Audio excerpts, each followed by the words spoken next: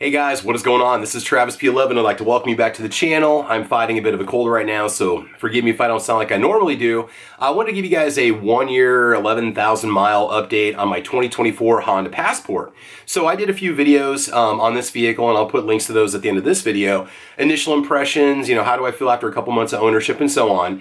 And today I want to give you my top 5 things I love about the vehicle and 2 things I dislike about the vehicle after 12 months and 11,000 miles roughly.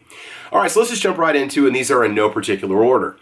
First of all, number 5, I would have to say the reliability has been excellent on the vehicle. I've had no surprises, no check engine lights, no problems whatsoever. It's been wonderful. It hasn't had to go in for anything more than just simply an oil change and a tire rotation.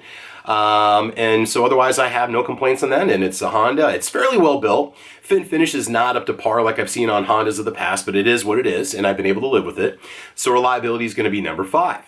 Number 4 is going to be the V6 engine and the transmission. I know some people can't stand the ZF transmission that comes in it. I love it. I find it quick to shift. I think it launches in second gear normally unless you're in sport mode, and that drives a few people nuts, but I think it does it in the nature of fuel economy. It doesn't bother me. It's got plenty of power. I've hauled 5 passengers, tons of luggage, did some major trips with it this year, and it's never had a lack of power. It gets up and hauls, and I love it. It'll really definitely keep up at interstate speeds. Fuel economy's been around 22, 23 miles per gallon as the average, but the majority of the driving this thing gets, probably 75% of the driving, is in town. All right, number 3 is going to be the center stack console, the HVAC controls, and the touchscreen. It's a nice mix of push buttons and screens without being too much in-depth in technology. You can get to what you need quickly for climate control with simple buttons, basic features, seat heaters, and so on. Steering wheel heater button is right where it should be on the steering wheel itself. And that is a nice kind of layout ergo design. It's been around for quite a while. It's dated, but I do find the interactive controls multimedia system to be fine. I know it's going to be updated with the 2026 passports that are coming up, just like the 23, 24 pilots, whatever. They had some updates too, but I love that center stack. I find it very easy to use. It's not too overly engrossing, very simple to use for somebody my age, right? So number 3 is going to be that center stack console, HVAC controls. And by the way, the HVAC is fantastic. Air conditioning, heating, no issues at all. I love the front heated windshield too. All right, number 2 is going to be the overall space that this vehicle gives you. You can easily sit 5 adults in comfort on this thing. If you don't have a center adult, you can put the armrest down. You have 2 cup holders. You don't have heated rear seats, but you do have heated front seats. You don't have ventilated seats in the Trailsport package as of 2024.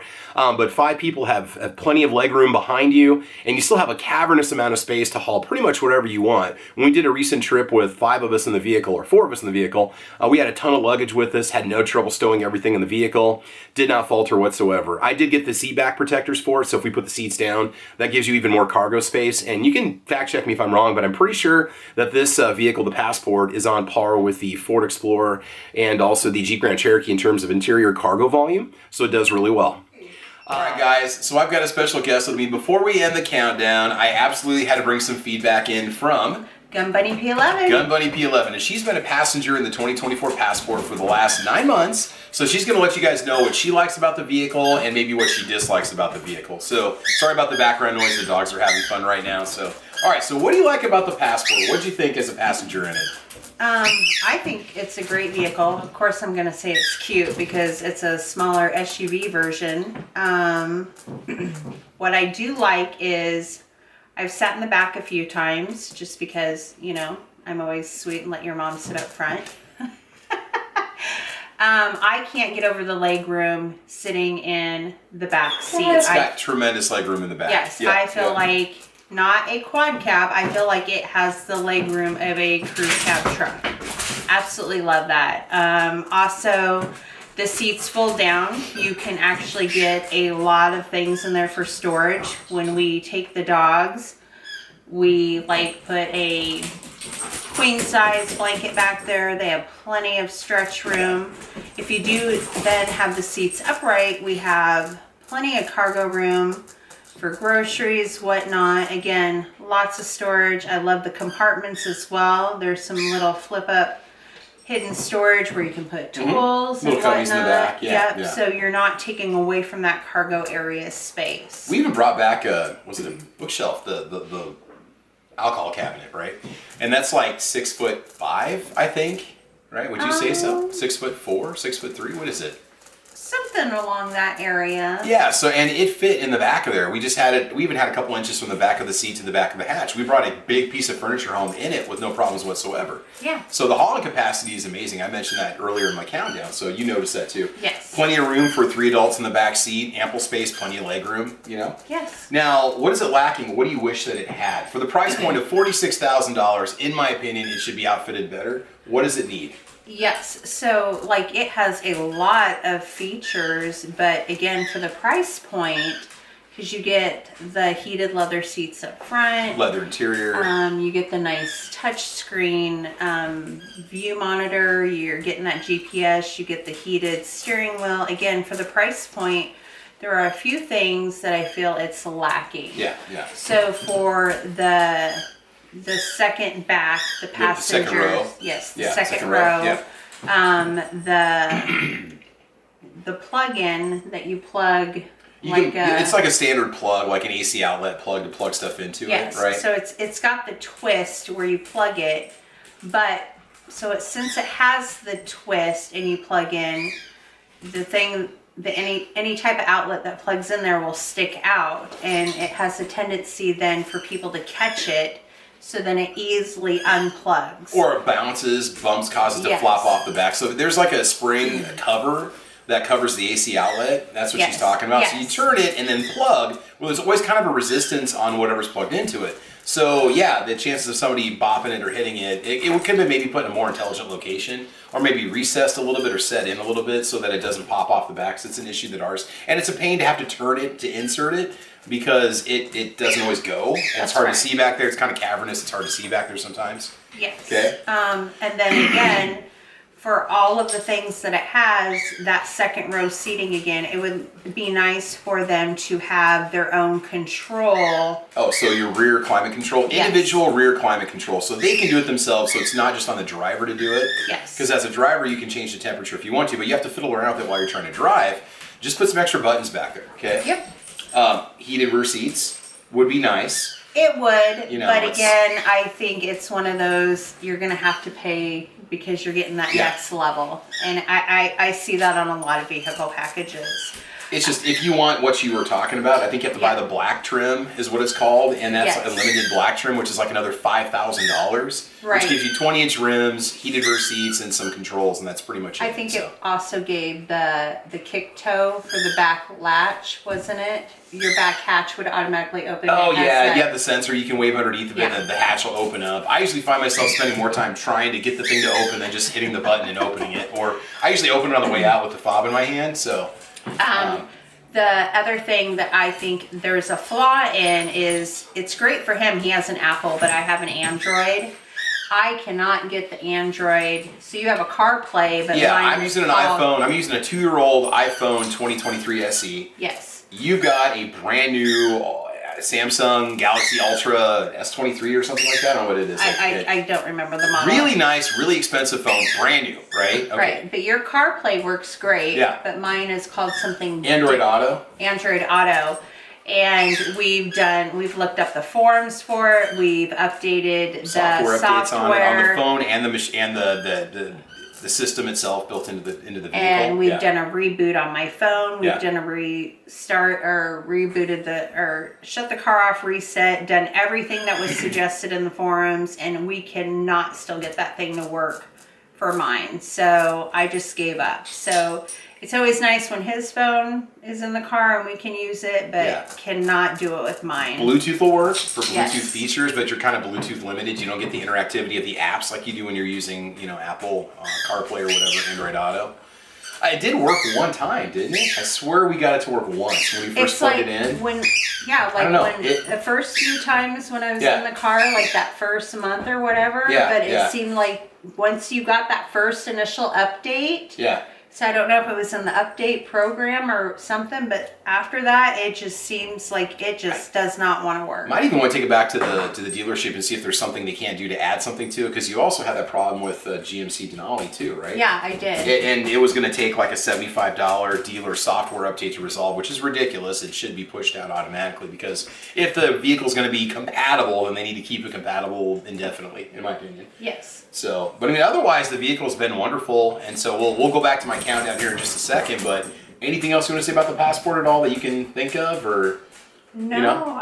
I think honestly those were just the little things that I saw with it. It's Yeah. a very cute vehicle. Obviously, every year they come out, they have more of the updates, and then that's where they get you. Yeah, we're Now you sitting wanna there get the watching. newer We're model. watching the video on the 2026 Passport that's coming out, and I think you said, and I quote, "That's hot." So now I'm sitting there thinking, maybe I should have waited. I want a vehicle that she says is hot too, right?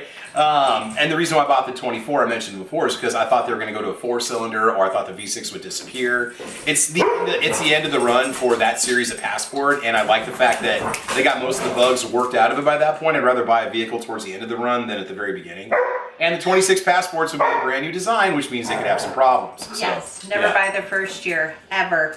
Dogs are going crazy over there. But otherwise, I just wanted to get Gun Bunny's opinion on it. She's been a passenger in it quite a bit, and we've driven all over the place with it and taken it out of state and on some road trips. And all right. But like anybody else, everybody always has their opinion of what it could use and what it couldn't use. Yeah. Those other features, that's just what I would hope that they could improve on. But the biggest one is definitely the CarPlay and the Android Auto. Just from a safety standpoint, so you can have your maps plugged in, you can use your text messages and stuff like that to be able to respond to them and stuff without having to take your eyes off the road. And it luckily does have the built-in navigation, which is nice. I mean, it looks like a Garmin from 2005, but it works, and it works good, and it does do voice commands and voice programming and stuff like that. So it is a nice system, and it's free, which is nice, which is a bonus too. So Yeah. all right, well, we're gonna go ahead and take it back to the end of the countdown and prevent the dogs from taking each other out. So thanks for watching, guys. We'll go ahead and finish out the countdown right now. Have a good one. Thanks. Number one thing overall is just the overall package of what it has to offer as a mid to large size SUV for a family. You can tow with it. You've got all-wheel drive. You've got generous cargo capacity. You've got technology, adequate cup holders. You have something like 6 cup holders in the rear, 2 of them up in the front. I love the center console. The little door cubbies in the sides are awesome too. And so the overall package I think is great.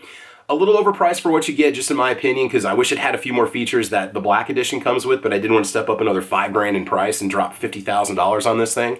So now let's talk about the cons. Okay, so 2 things I don't like about it. Not necessarily the fault of the Passport, but the first one's going to be the resale. Okay, so I went in and with 10,000 miles on the odometer, went over to NADA and Kelley Blue Book and a few other places, and I was getting roughly $36,500 private market, roughly the same price for trade. So that vehicle's dropped off $10,000, almost 25, I can't do the math, 25% in 1 year.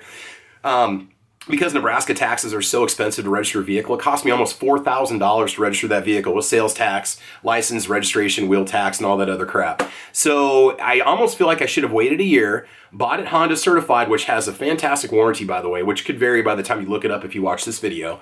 Save $10,000, save money on taxes, and now I just renewed my plates again. I had to drop almost another $1,000 on registration for the plates. Well, $850. I have vanity plates on it, but anyway, so I would almost say wait a year, buy a 2024 now with maybe 10,000 miles on it, Honda certified, get it for $36, save the money, and run. So I would almost recommend waiting.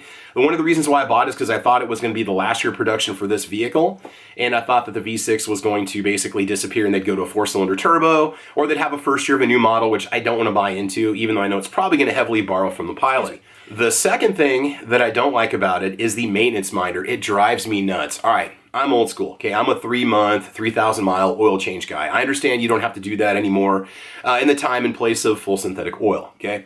But if you're down to 20%, if I want to get the free oil changes from Honda, which I bought into, and I bought an extended maintenance package, the maintenance minder has to get to 20% or below.